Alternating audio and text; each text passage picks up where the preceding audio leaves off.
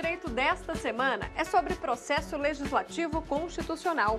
As aulas abordam os procedimentos legislativos, o papel da medida provisória, as emendas constitucionais e muito mais. As aulas são com o professor de Direito Constitucional, Francion Santos.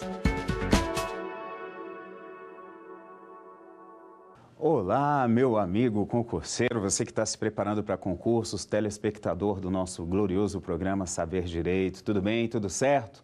Eu sou o professor Francion Santos, professor de Direito Constitucional. Estou aqui com vocês nessa semana para estudarmos um tema extremamente importante. Importante na vida daquele que se prepara para o exame de ordem, importante na vida daquele que se prepara para concurso público e para aquele que gosta de estudar direito constitucional. Professor, que tema é esse?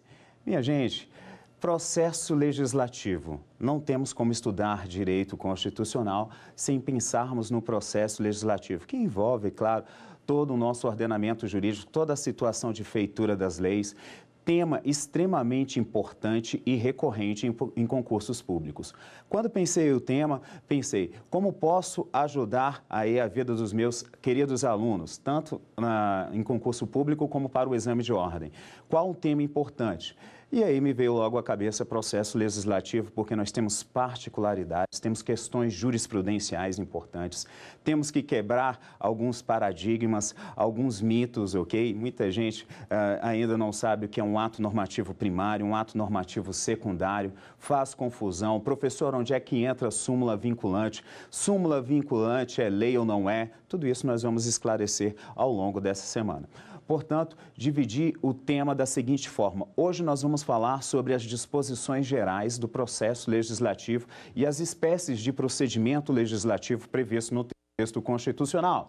Então, minha gente, não tenha dúvida alguma, tá? Quando você pensar em processo legislativo, antes de estudar os respectivos regimentos, tanto o regimento comum do Congresso Nacional, o regimento interno da Câmara dos Deputados e o regimento interno do Senado Federal, você precisa buscar, claro, o embasamento no texto constitucional, ok? Então, a sua fonte primária para o estudo do processo legislativo é o texto constitucional, especificamente a partir do artigo 59, ok? As espécies normativas que constituem atos normativos primários estão elencados ali no artigo 59, claro, do texto constitucional.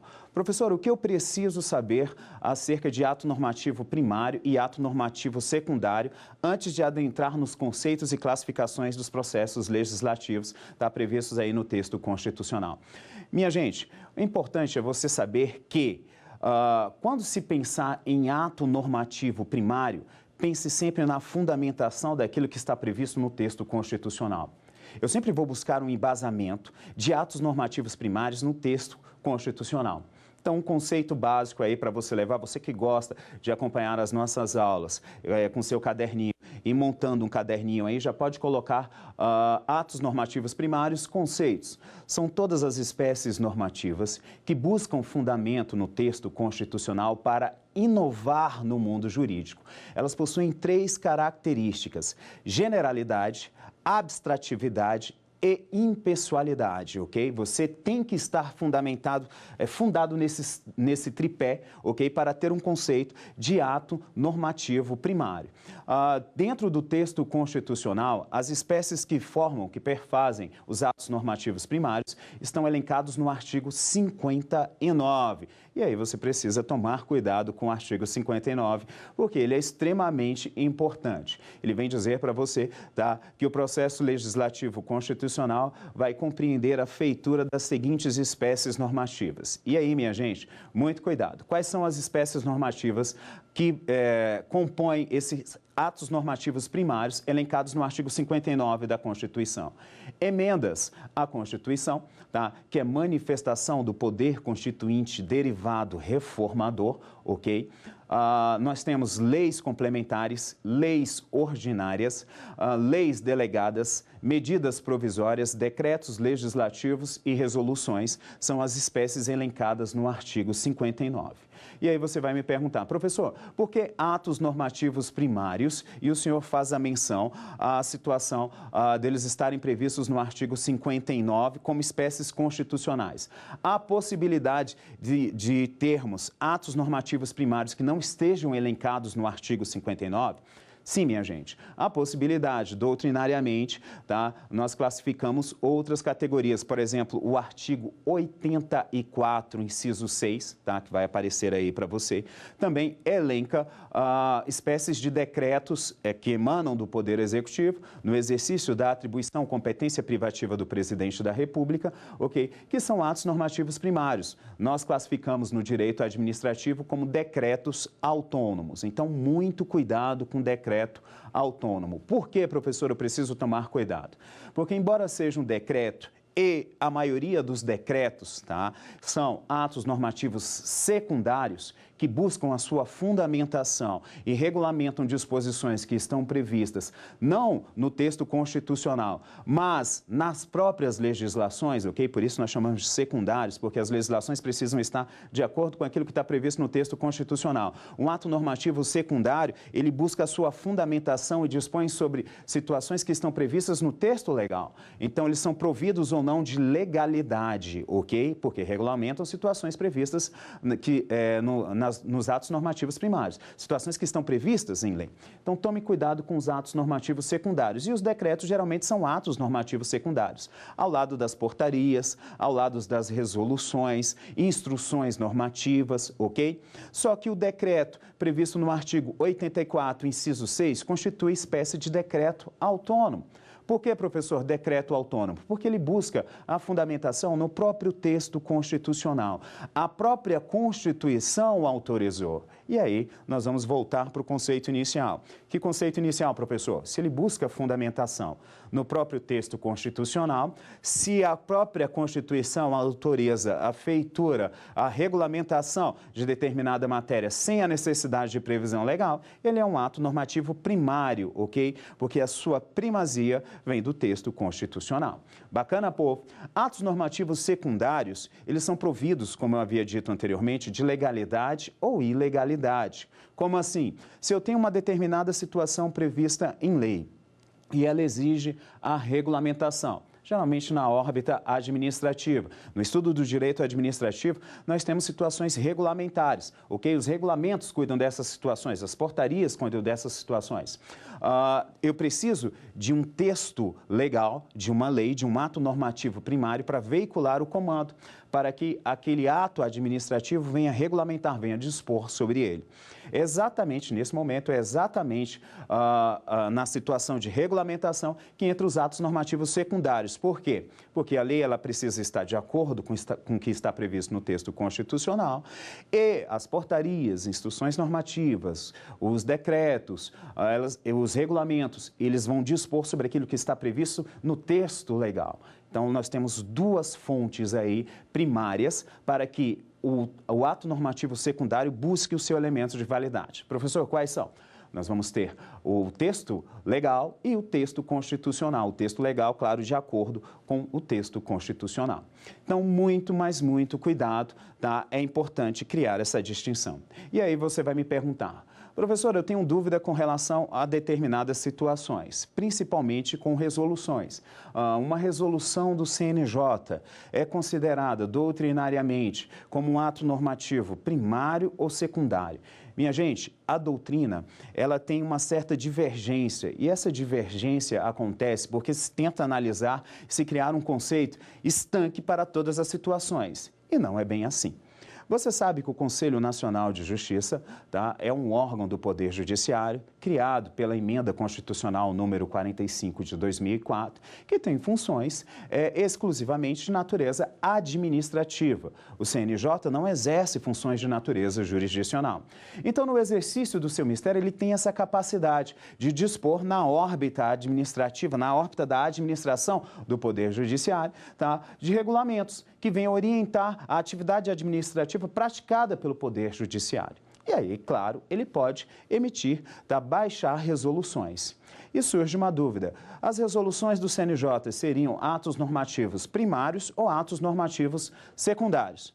Pois bem, meu povo, o Supremo Tribunal Federal, no ano de 2007, o relator do procedimento, ministro Carlos Aires Brito, analisou a resolução número 7 do CNJ e proferiu um entendimento no tocante àquela resolução. Por quê, professor? Porque aquela resolução buscava a sua força, a sua fundamentação diretamente no texto constitucional. E o ministro, que foi professor do professor, né, o professor aí já deixa já um abraço para o grande ministro Carlos Aires Brito, ele firmou um entendimento no sentido de que, a partir do momento em que uma resolução do CNJ não regulamenta situações que estão previstas na Lei Orgânica da Magistratura, mas busca a sua força, a sua fundamentação diretamente no texto constitucional, ele passa a ser um ato normativo primário. Bacana, minha gente? Muito, mas muito cuidado. Então, a resolução do CNJ número 7, professor, é considerada? Sim. A doutrina gosta de classificar a resolução número 7, porque nós temos a decisão histórica do Supremo Tribunal Federal, que reconheceu expressamente como um ato normativo primário. Nós temos a resolução número 11 do CNJ, que também é considerado, um ato normativo primário, porque busca a sua fundamentação direto no texto constitucional. Mas isso, minha gente, não quer dizer que todas as resoluções do CNJ são atos normativos primários. Por quê, professor? Porque muitas vezes elas vêm regulamentar disposições que estejam previstas no texto constitucional. Bacana? Como assim, professor? Vai regulamentar situações que estão previstas lá na Lei Orgânica da Magistratura Nacional. E a partir do momento que buscam a sua fundamentação no texto legal, passa a ser um ato normativo secundário. O que eu preciso fazer, então, para classificar se ela é, de fato, um ato normativo primário ou secundário, uma resolução do CNJ? Muito simples. Analisa a sua fundamentação, o que ela está regulamentando. Se ela estiver buscando a sua primazia no texto constitucional, ela é, de fato, um ato normativo primário. Agora, a partir do momento em que muitas delas regulamentam situações previstas na Lei Orgânica da Magistratura Nacional ou em qualquer outra legislação infraconstitucional, ela será classificada como um ato normativo secundário. Então, eu preciso analisar a espécie, a categoria da norma. Bacana, minha gente? Outra situação, outra curiosidade afeta ao Poder Judiciário. Você sabe, e o artigo 95, os artigos 95 e 96, que dispõem sobre os princípios do Poder Judiciário, atribuiu ao Poder Judiciário, o artigo 96, a capacidade, a autonomia administrativa, a capacidade dos próprios tribunais elaborarem os seus respectivos regimentos internos. E aí você me pergunta, regimento interno está tranquilo, não é, professor? É ato normativo secundário. Não é bem assim, minha gente. Você precisa tomar cuidado também com os regimentos internos. Então, fica a dica do professor. Cuidado com o Poder Judiciário. Por quê, professor? O Supremo Tribunal Federal analisou uma situação afeta ao seu regimento interno que veiculava um determinado comando. E aquele comando estava contrário a uma situação prevista na legislação. E aí o Supremo Tribunal Federal analisou a natureza da norma e se manifestou sobre a própria natureza dos regimentos. Você sabe que para ser considerado ato normativo primário constitucional, eu preciso obedecer às regras do procedimento legislativo. E aquilo dali vai se tornar uma norma formalmente elaborada dentro de um processo legislativo, de acordo com o texto constitucional. As regras estão dispostas a partir do artigo 60 da Constituição Federal. O regimento interno do Supremo Tribunal Federal não obedece esse procedimento. Por quê? Porque dentro da sua autonomia administrativa, o Supremo Tribunal Federal, junto com os outros tribunais que compõem o Poder Judiciário, tem a capacidade de elaborar os respectivos regimentos. O Supremo assim o fez. Na decisão, o Supremo teve que analisar quem teria prevalência, a lei que estava conflitando com o seu regimento interno. Foi então que o Supremo Tribunal Federal proferiu a seguinte decisão. Numa aparente antinomia de normas entre disposições previstas no texto constitucional, você resolve pela interpretação, não existe antinomia. Há a possibilidade, sim, de existir dentro das legislações infraconstitucionais. E o que você vai analisar nesse primeiro momento? A fundamentação constitucional para resolver o conflito. Se eu tenho de um lado o regimento interno e se eu tenho do outro lado, por exemplo, o Código de Processo Civil e o Código de Processo Penal, eu preciso analisar o teor da norma que está conflitando, para ver se naquela situação em concreto, qual irá prevalecer, se será o Código de Processo Penal, o Código de Processo Civil ou o regimento interno. E aí ele proferiu a seguinte decisão: se a norma, o Código de Processo Civil veicular um comando afeto a direito, garantias das partes dentro do processo, e eu tenho uma norma estabelecida de forma distinta no regimento interno, prevalece o que está previsto em lei. Então, toma cuidado. Como assim, professor? Você vai analisar a natureza da norma. Se eu tenho um comando processual, estabelecido no Código de Processo Civil, no Código de Processo Penal, e o regimento interno dos tribunais veicula de forma diferente, prevalece o que está previsto na legislação. Ok, minha gente? Cuidado, essa situação aí, o Supremo reconheceu a prevalência da lei processual sobre o regimento. Mas você sabe, eu te falei, que o Poder Judiciário tem autonomia administrativa e dentro do regimento interno nós temos regras afetas ao funcionamento, à organização do Poder Judiciário. Portanto, minha gente, quando se tratar de norma que verse sobre atividades administrativas e o funcionamento do Poder Judiciário, prevalece o que está previsto no regimento em detrimento da lei processual. Então, essa análise você precisa fazer para, no caso concreto, analisar e ver quem vai prevalecer, se o regimento ou se a legislação. Então, professor, em outras palavras, o que o Supremo Tribunal Federal reconheceu? Ele reconheceu que, quando se tratar de norma prevista no regimento interno, bem como de legislação processual e civil, eu preciso analisar o caso concreto porque as duas possuem igual hierarquia. E já eu vou falar sobre a hierarquia das normas. Como assim? Eu tenho uma hierarquia idêntica entre normas previstas no regimento e a legislação processual e a legislação processual civil e a legislação processual penal, professor? Sim. Tá. Segundo o Supremo Tribunal Federal, anotem isso, normas que versem sobre regimento interno são leis materiais. Embora não obedeçam formalmente o processo legislativo constitucional, elas possuem conteúdo constitucional, ok? Que dispõe sobre a regulamentação das atividades do Poder Judiciário. E o embasamento é constitucional.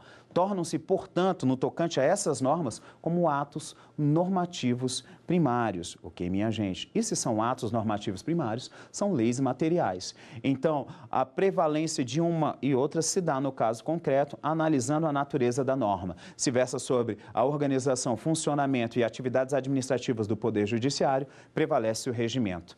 Contudo, se versa sobre as normas processuais de garantias e direitos das partes, prevalece a legislação civil processual e a legislação processual penal.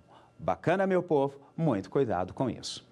Professor, o senhor comentou, falou sobre os regimentos internos, mas uma temática extremamente importante, eu já percebi que cai bastante em concurso público, é a temática que afeta a hierarquia das normas. E nós não temos no texto constitucional nenhuma situação que vem dizer qual norma deve ter prevalência sobre tal norma. O entendimento que nós temos é um entendimento doutrinário e jurisprudencial. Esclareça para a gente, professor, por favor, o que nós temos dentro do artigo 59 de hierarquia das normas, tá? Nós estudamos a pirâmide de Kelsen e dentro da pirâmide de Kelsen, pautada na teoria de Kelsen, nós temos uma teoria, tá, de hierarquia das normas. Mas ainda prevalece essa teoria, né? Essa norma ainda é vigente ou eficaz? Ou o Supremo Tribunal Federal já deu um entendimento distinto para a hierarquia das normas? Justamente sobre isso que vamos falar agora. Minha gente, o artigo 59 da Constituição, como havia falado, elenca para vocês os atos normativos primários dentro de uma classificação. Pautada naquela classificação do artigo 59, eu começo a estabelecer a hierarquia das normas. Começo, tá? Mas ela não está prevista exclusivamente no artigo 59, não. Tá? Nós começamos a estabelecer, só que não está prevista exclusivamente. Por quê, professor? Porque eu preciso fazer uma interpretação sistêmica do texto constitucional para estabelecer quais espécies normativas terão prevalência sobre outras espécies normativas. Então, para deixar o seu caderno bem bonito, porque eu sei que você gosta de anotar, anote aí, matéria nova, hierarquia das normas. Dentro da pirâmide adotada no nosso ordenamento jurídico, você não vai colocar mais a pirâmide de Kelsen como sendo um elemento basilar para o seu entendimento sobre a hierarquia das normas. Por quê, professor? Porque o Supremo Tribunal Federal, minha gente, tem um novo entendimento, um entendimento, né, vem prevalecendo desde a emenda constitucional 45 de 2004, ok? E ele criou mais um nível dentro da hierarquia das normas. Que nível é esse, professor? Você que sempre estudou para concurso público, né, estudava lá na pirâmide de Kelsen, que nós temos as normas constitucionais, ok? As normas infraconstitucionais, as leis, e as normas infralegais. Então, a sua pirâmide estava dividida aí em 3 níveis. Muito, mas muito cuidado. Por quê? Porque nós tínhamos uma situação que deu aso, que deu ensejo ao julgamento do Supremo Tribunal Federal, que criou mais um nível dentro dessa hierarquia das normas, tá?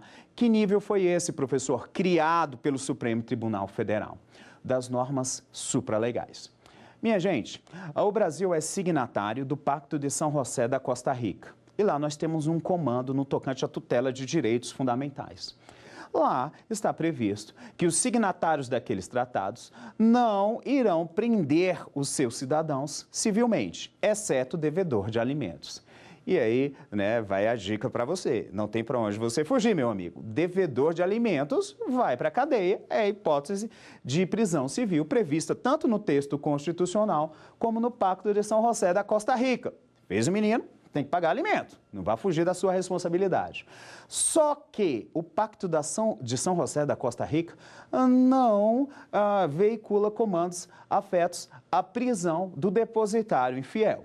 E você sabe que o Brasil é signatário desde a década de 60, né, quando foi aprovado a Convenção de Proteção aos Direitos Americanos, que é o Pacto de São José da Costa Rica. O Brasil signatário.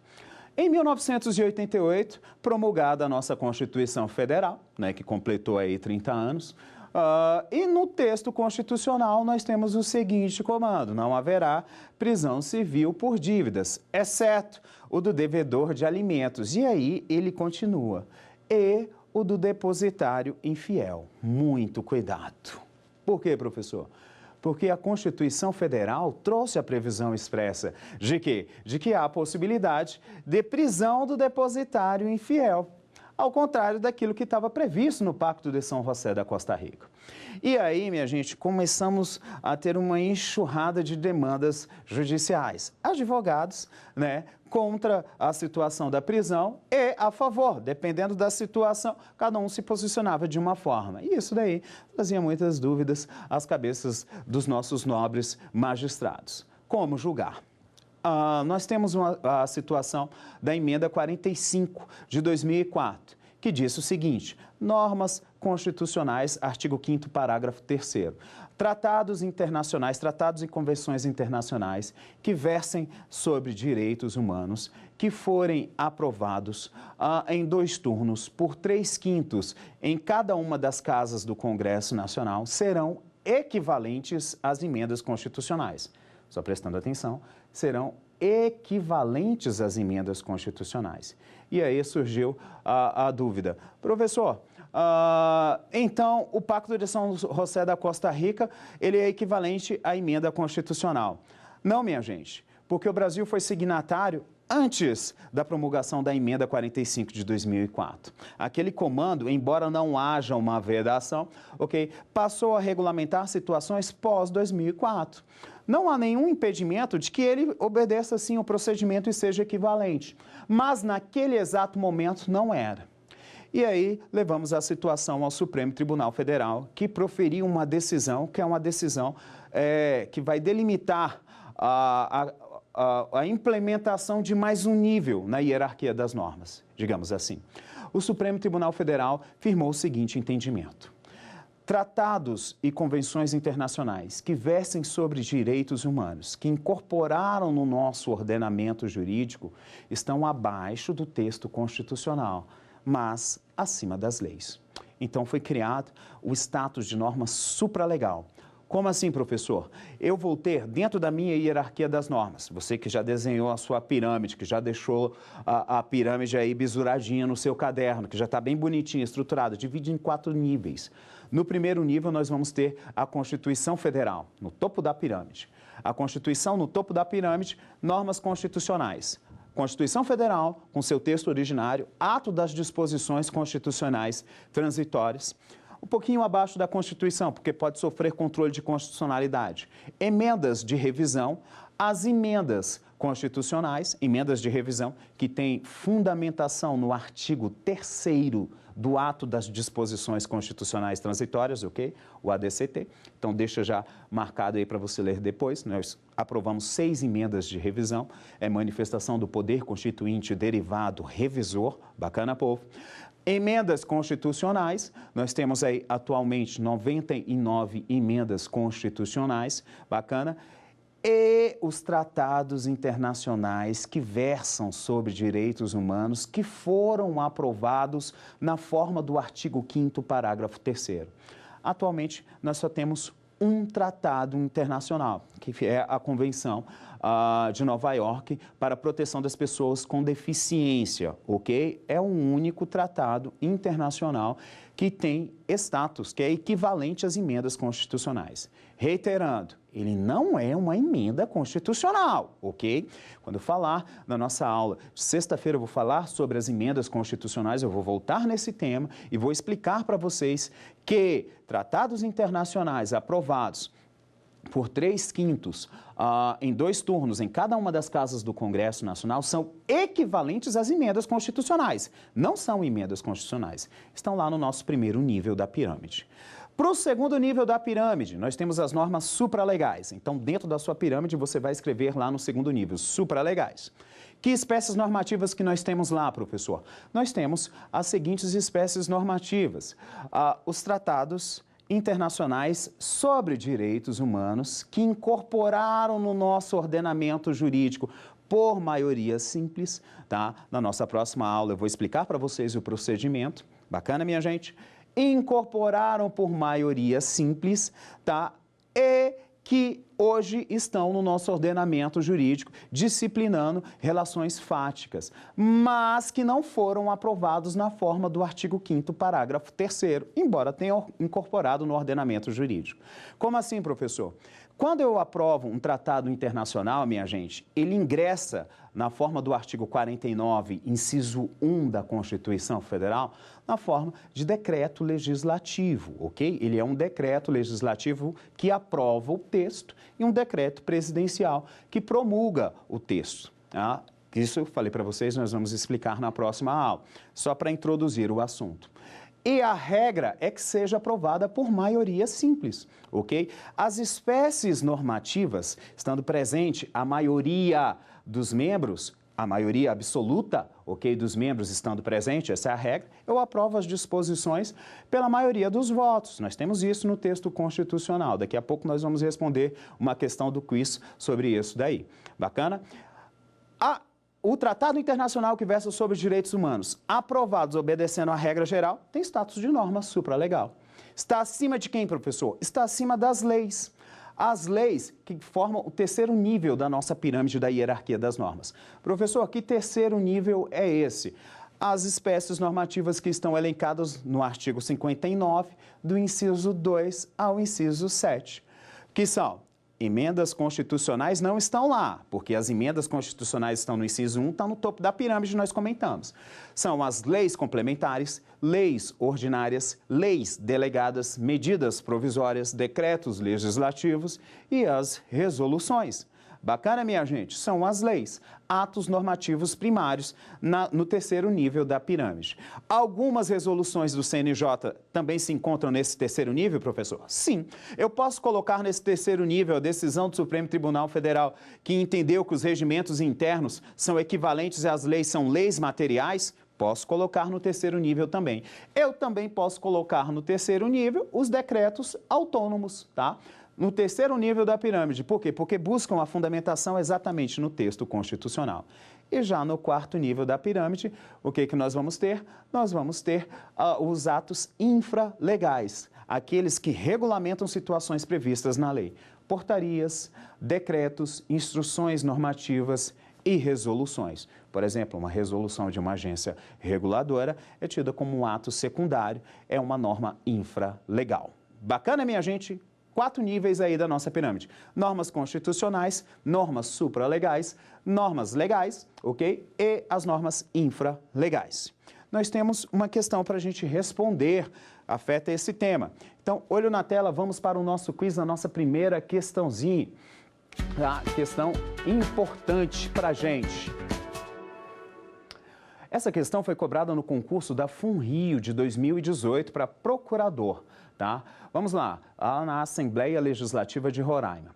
Observando que o processo legislativo federal brasileiro é litúrgico, ou seja, um conjunto de atos pré-ordenados que obedecem um determinado rito, o certo é que as leis devem cumprir todos os requisitos formais para sua criação, sob pena de serem normas formalmente inconstitucionais. Assim, salvo disposição constitucional em contrário, as deliberações de cada uma das casas e de suas comissões serão tomadas por. Eu comentei isso na aula. Você ainda se recorda? Vamos lá. Alternativa A. Maioria absoluta de votos presente a maioria de seus membros. Alternativa B. Maioria absoluta de votos presente a maioria absoluta de seus membros. Alternativa C. 3/5 dos membros presente a maioria absoluta de seus membros. Alternativa D. A maioria de votos presente a maioria absoluta de seus membros. E aí você fala, professor, mas depois da aula ficou fácil responder essa questão. Ficou mesmo. A regra geral, minha gente, é aquela que está prevista na alternativa D. É a alternativa D a regra geral. Maioria de votos presente a maioria absoluta de seus membros. Professor, comenta para mim essa regra geral. É o seguinte, para se ter uma deliberação no Congresso Nacional, nas respectivas casas, ok? Vamos tratar dessa forma em separado. Na próxima aula eu vou colocar exatamente o passo a passo de uma feitura de uma lei ordinária, dentro do processo legislativo ordinário, ok? É importante você saber que eu só tenho deliberação para votação, aprovação de determinada proposição, se tivermos a presença da maioria absoluta dos membros, maioria absoluta do Senado, maioria absoluta da Câmara, ok? Tendo a presença da maioria absoluta, a aprovação, como regra geral, de uma determinada proposição, se dará pela maioria de votos. Essa é a regra geral. É claro que nós temos espécies normativas que possuem regras diferenciadas para a sua aprovação. É por isso que nós temos classificações distintas de procedimentos legislativos. Como assim, professor? Eu posso classificar, e muitos doutrinadores chamam de processos legislativos, não tem problema algum, o professor gosta de chamar de procedimentos, tá? O procedimento é a forma pela qual o processo se desenvolve. O processo é o conjunto de feitura, é a capacidade de inovar o nosso ordenamento jurídico fazendo lei, ok? Fazendo espécies normativas. O que você precisa tomar cuidado, minha gente, e aqui precisa tomar cuidado mesmo. Quando você pensa no processo legislativo, eu penso no macro, eu não penso na situação micro, a forma pela qual ele se desenvolve. Nós temos procedimentos, aí sim, os procedimentos são utilizados de forma distinta para a feitura das respectivas espécies normativas. Eu tenho 3 categorias de procedimentos legislativos. O procedimento legislativo ordinário, o procedimento legislativo sumário e o procedimento legislativo especial.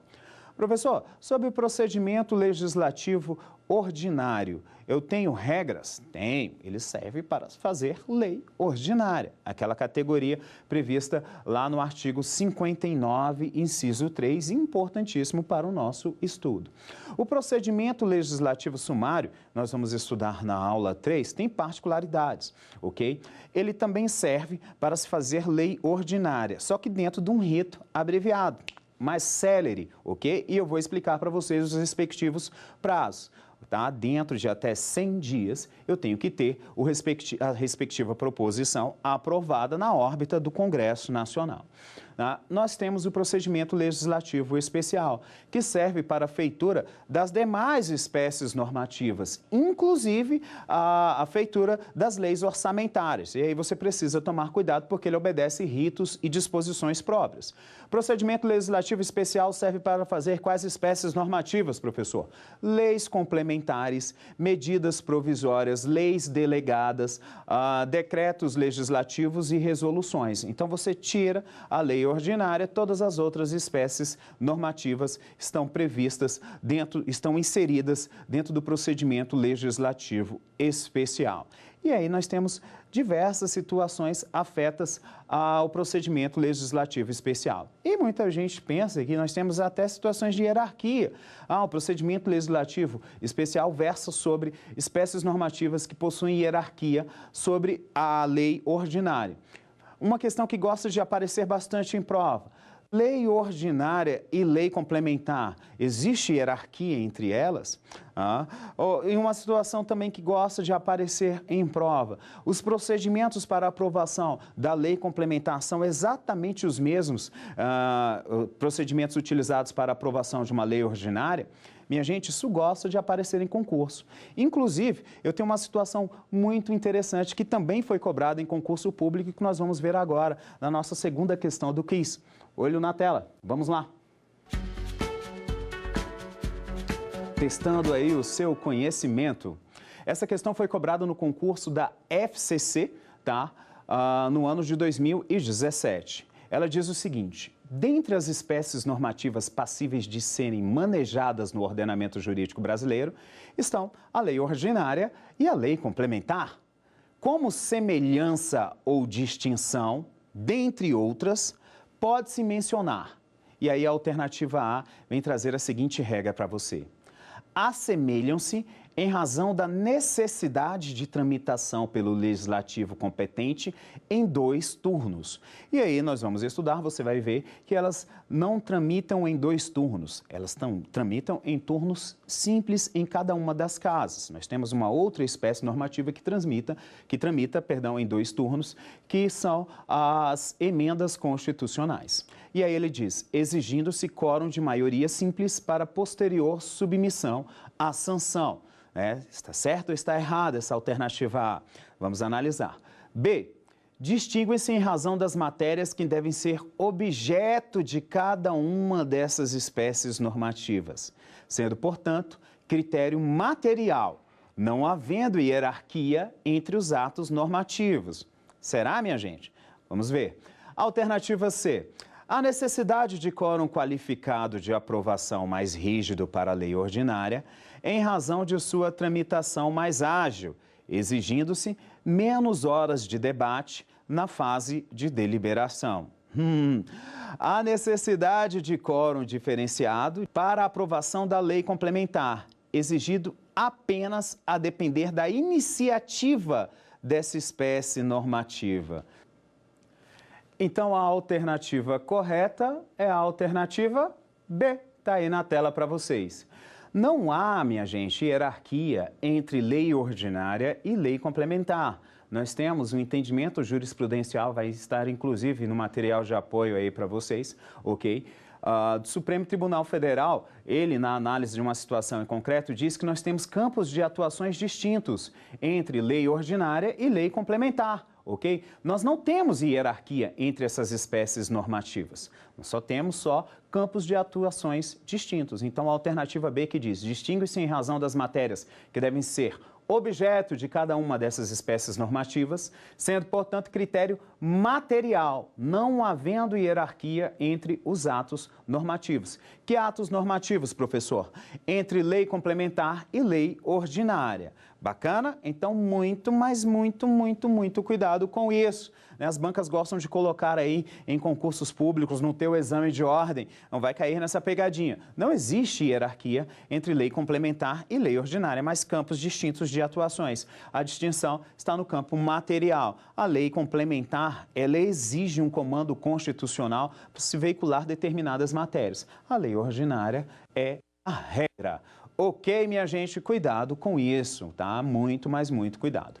Professor, o senhor estava falando sobre os procedimentos legislativos e chegou a um ponto muito interessante. Eu gostaria até que o senhor complementasse. Então tá, minha gente, vamos lá. Dentro do procedimento legislativo especial, eu não utilizo o mesmo procedimento para a feitura de todas as espécies normativas. Não é um procedimento único para todas as espécies normativas, não. Nós temos um procedimento para cada espécie normativa, porque cada uma delas vai obedecer uma respectiva norma constitucional de feitura. Então, o que você precisa saber?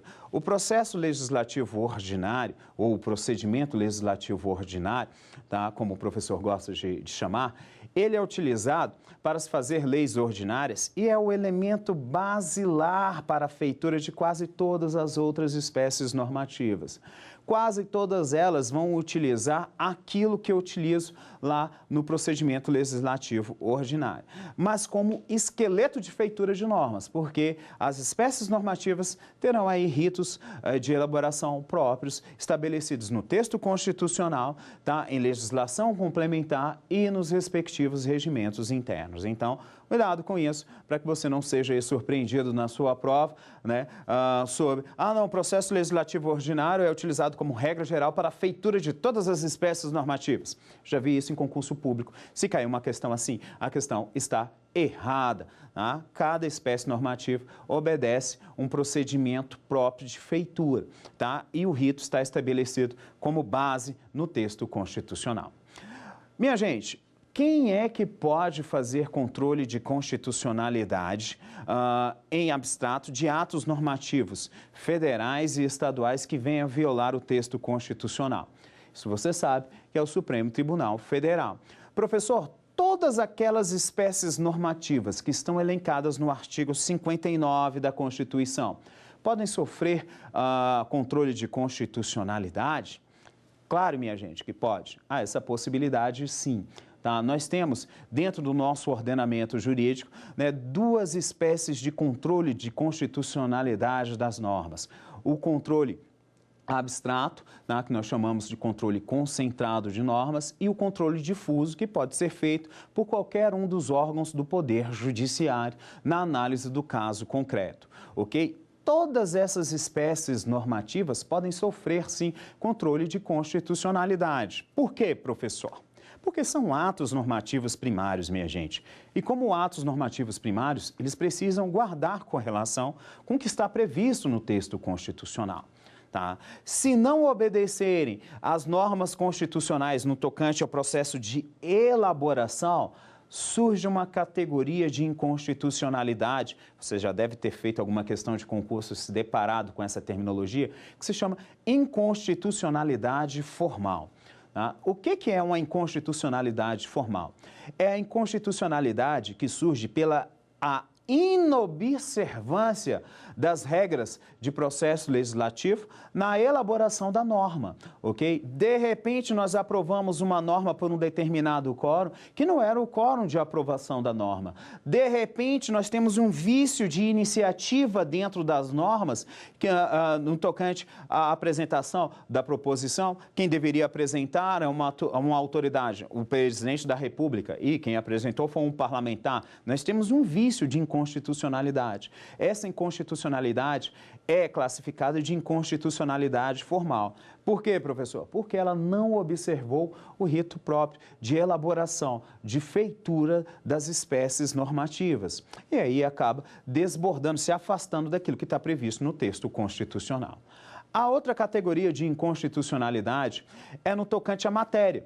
De repente, nós temos uma matéria que o seu comando viola disposições constitucionais.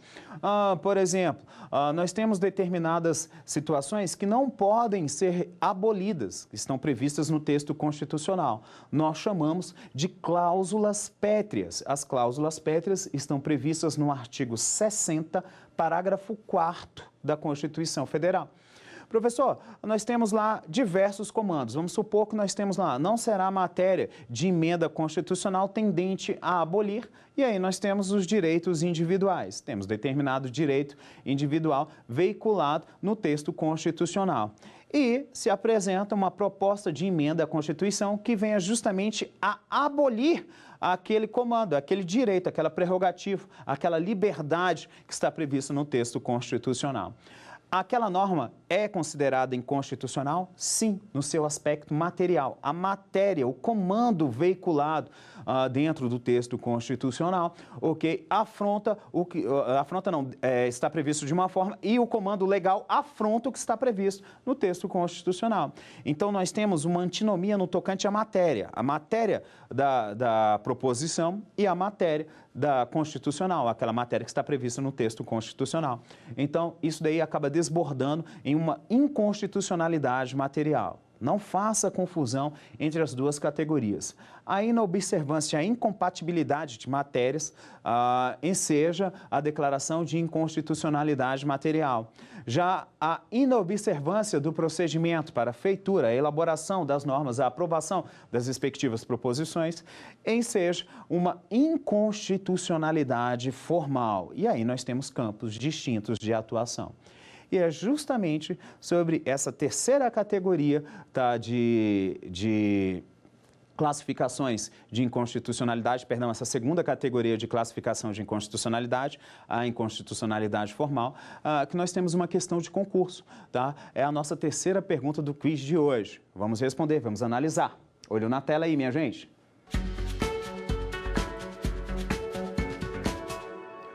Professor, o que ela fala? Esse concurso foi o concurso aplicado pela FCC no ano de 2018 para a Câmara Legislativa do Distrito Federal, para Procurador Legislativo. Muita gente aí já está analisando e já está... Caracas, eu fiz, professor, essa prova! Então, meu amigo, se identifica aí com essa prova. Suponha que o chefe do Executivo tenha editado decreto reestruturando determinada Secretaria de Estado. Professor, mas aqui ele nem apresentou a lei. Minha gente, há a possibilidade dele fazer, sim, como chefe do Executivo, a autorização constitucional. O artigo 84, inciso 6, deu ao chefe do Executivo Federal a possibilidade dele organizar essa administração, desde que isso não venha aumentar despesas. E aí eu nem tenho um vício de inconstitucionalidade formal. Não tem? Não. Por quê? Porque eu tenho autorização constitucional para isso. É exatamente isso que a questão vem cobrar. Suponha que o chefe do Executivo tenha editado decreto reestruturando determinada Secretaria de Estado. Nos termos do referido decreto, operou-se a concentração de atribuições em determinados órgãos da pasta, com a correspondente redução em outros. Além disso, o ato extinguiu cargos vagos, efetivos e de livre provimento. Professor, há possibilidade também? Sim, minha gente. O artigo 84, inciso 6, nas suas alíneas A e B do texto constitucional, autoriza. Mas preste atenção, eu não posso ter nenhum aumento de despesa e eu também não posso extinguir cargos que não estejam vagos, por exemplo, cargos providos.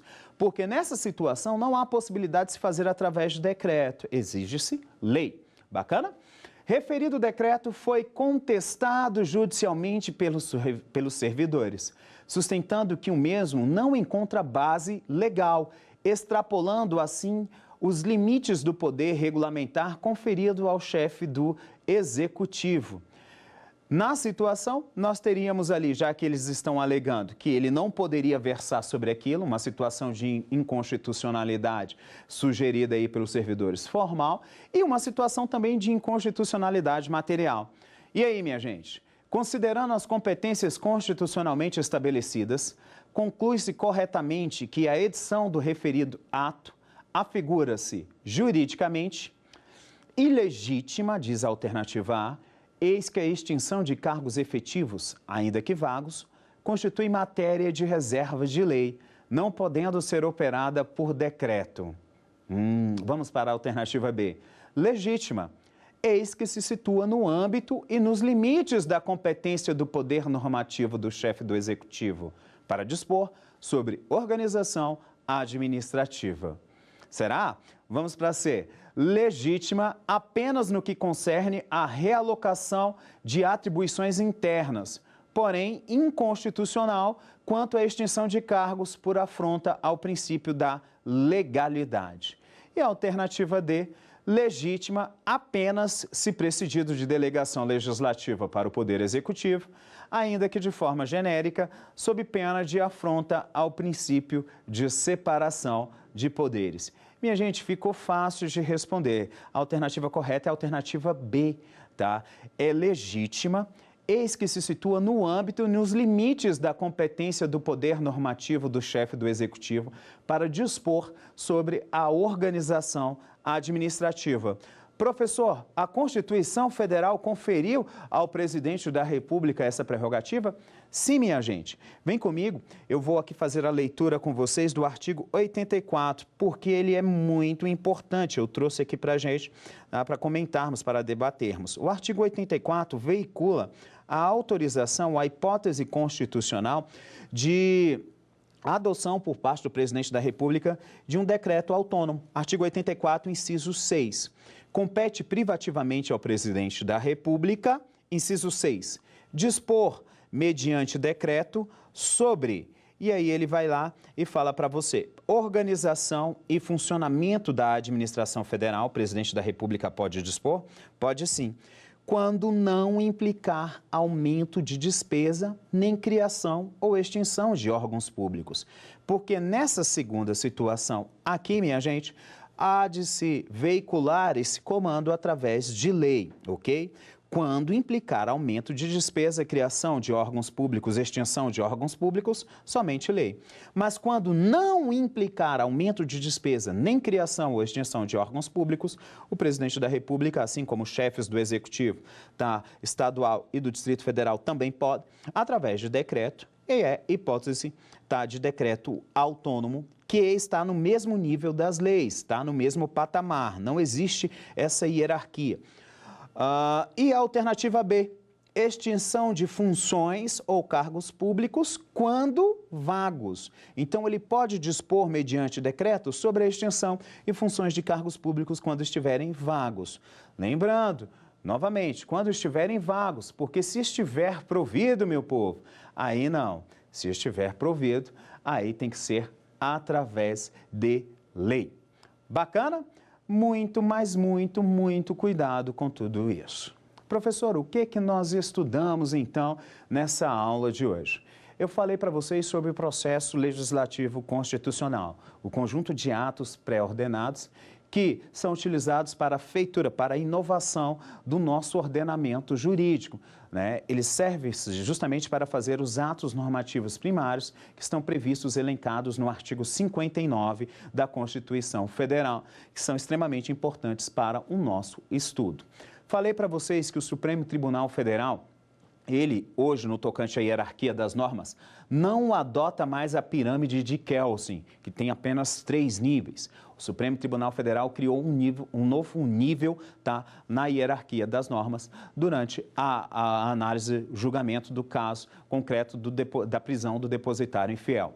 Só um adendo extremamente importante. Hoje é vedada a prisão do depositário infiel, por força da súmula vinculante número 25, ok, minha gente? Está aí também na descrição do vídeo para vocês. Súmula vinculante número 25 veda a prisão do depositário infiel. Então, nós tivemos aí aquilo que o Supremo Tribunal Federal chama de paralisação de efeitos de normas constitucionais que não são mais benéficas do que o tratado internacional. Embora haja previsão no texto constitucional da possibilidade de prisão do depositário infiel, essa norma está paralisada, ela não está sendo aplicada porque eu tenho uma norma mais benéfica fica aplicável ao cidadão, ao indivíduo. Então, o Supremo reconhece essa possibilidade de deixar de se aplicar uma norma constitucional para se aplicar uma outra norma infraconstitucional que veicule um comando mais benéfico. Bacana? Com isso, se criou um novo nível dentro da hierarquia das normas, que são as normas supralegais. Estão abaixo do texto constitucional, acima da lei. São os tratados internacionais que versam sobre direitos humanos, que incorporaram no nosso ordenamento jurídico, aprovados por maioria simples, ok? Eles não foram aprovados na forma do artigo 5º, parágrafo 3º do texto constitucional, mas ingressaram no nosso ordenamento jurídico. No terceiro nível das normas, nós vamos ter as leis, né? Falei para vocês que são as espécies normativas previstas no artigo 59, do inciso 2 ao inciso 7. Falei sobre as leis complementares e as leis ordinárias, duas espécies normativas que têm campos de atuações distintos, a diferença está na matéria veiculada por cada uma delas, mas que não há, minha gente, hierarquia entre as duas espécies normativas, tá? Particularidades sobre os procedimentos de cada uma delas, irei comentar nas nossas próximas aulas. E nós temos o quarto nível das normas, da hierarquia das normas, que são as normas infralegais. São atos normativos secundários que não têm autorização legal para inovar o mundo jurídico, mas para regulamentar situações que estejam previstas nas próprias leis. São exemplos: os decretos, as portarias, as instruções normativas e as resoluções. Só lembrando, nós temos resoluções do CNJ que se revelam como atos normativos primários. Exemplo, a resolução número 7 do CNJ, ok? Nós temos uma decisão do Supremo Tribunal Federal que reconhece essa norma como um ato normativo primário. Só que nós temos que analisar outras resoluções, porque muitas delas regulamentam situações que estão previstas na própria Lei Orgânica da Magistratura Nacional, não podendo se afastar daquela legislação. E aí são verdadeiros atos normativos secundários. Cuidado também com os decretos autônomos, falamos sobre eles aqui no final da nossa aula, tá? São considerados atos normativos primários porque buscam a sua força, a sua fundamentação diretamente no texto constitucional. Ok, minha gente? Espero que vocês tenham gostado da nossa aula de hoje. Fique com a gente. Ao longo de toda essa semana vamos tratar sobre os procedimentos, os diversos procedimentos legislativos constitucionais e suas particularidades. Beijo no coração. Até a próxima. Valeu!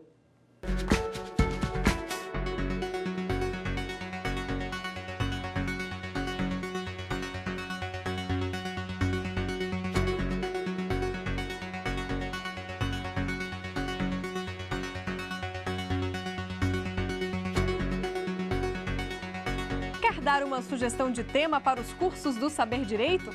É só mandar um e-mail para a gente, saberdireito@stf.jus.br. Ou então, entre em contato pelo nosso WhatsApp. O número é este que aparece na sua tela. Você também pode estudar pela internet. Acesse tvjustiça.jus.br. Reveja ainda as aulas no nosso canal do YouTube, TV Justiça Oficial.